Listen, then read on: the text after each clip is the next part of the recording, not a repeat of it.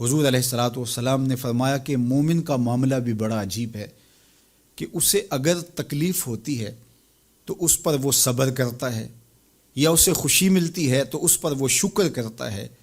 تو دونوں صورتوں میں اللہ اس کو اجر عطا کرتا ہے۔ اور یہ صرف شان مومن کی ہی ہے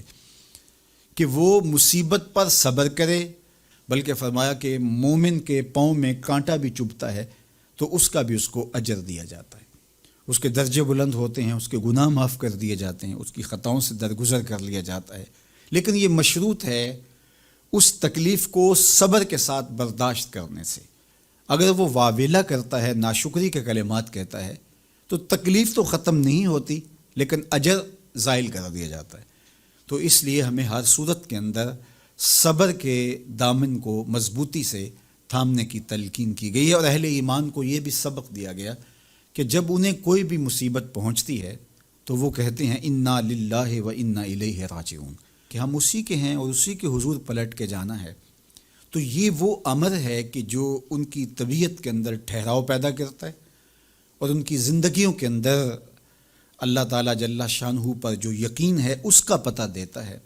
اگر مصیبت کو اللہ کی طرف سے سمجھ کے مان کے صبر کیا جائے، اس کو مقدور سمجھا جائے، اس پر واویلا نہ کیا جائے، اللہ کی نافرمانی کا کوئی کلمہ نہ بولا جائے، اپنے عقیدے میں تزلزل نہ آنے دیا جائے، اپنے رویوں کی خوبصورتی کو زائل نہ ہونے دیا جائے، تو اس کا مطلب ہے کہ وہ شخص مومن ہے، اس کا یقین ہے کہ یہ اللہ کی طرف سے ہے۔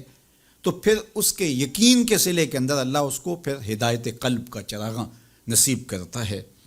اور فرمایا واللہ بکل شیء علیم، اور اللہ ہر شے کو جاننے والا ہے،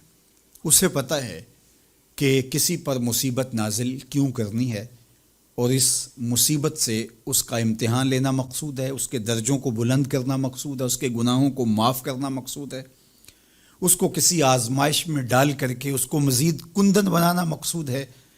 یا اس کا کیا مقصود ہے، اس کو سزا دینا مقصود ہے، یہ اسے پتہ ہے۔ تمہارا رب تمہاری طرف آنے والی جو تکلیفیں ہیں ان کے اندر ہزارہا پنہا حکمتوں سے واقف ہے۔ یہاں یہ بات بھی سمجھنے کے قابل ہے کہ جو شخص مصیبت کے آنے پر صبر اور استقامت کے ساتھ اس سے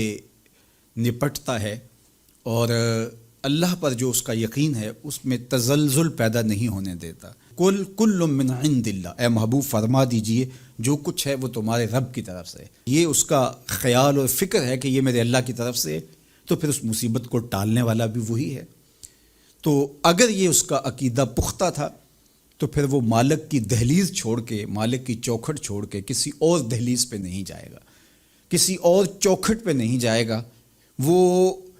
اس مصیبت کو دور کرنے والا مؤثر حقیقی اللہ کو ہی جانتا ہوگا، اور اسی کے حضور دعائیں کرے گا، التجائیں کرے گا، کسی شرک کا ارتکاب نہیں کر سکتا ہے، اور وہ مالک کی دہلیز سے کبھی روح گردانی نہیں کر سکتا، بلکہ اس تکلیف کے آنے سے وہ اپنے رب کے ساتھ اور زیادہ جڑ جائے گا۔ اور اگر وہ صبر کرے تو یہ اس کا ایک مرتبہ ہے کہ وہ حوصلے کے ساتھ اس تکلیف کو برداشت کرے، اور دوسرا مرتبہ جو اس سے بڑھ کر ہے کہ اس پہ اللہ کی رضا کے سانچے میں اپنے آپ کو ڈھال لے کہ جے سونا میرے دکھ وچ راضی، میں سکھ نو چلے ڈاواں۔ اگر وہ اس بات پہ راضی ہے تو کوئی بات نہیں ہے، میں اس پہ راضی ہوں کہ میرے رب کی یہ رضا ہے۔ تو یہ دونوں چیزوں کا مل جانا، یا دونوں میں سے کسی ایک کا مل جانا، یہ اللہ کی طرف سے اس کو دیا گیا انعام ہے جو اس مشکل حالات میں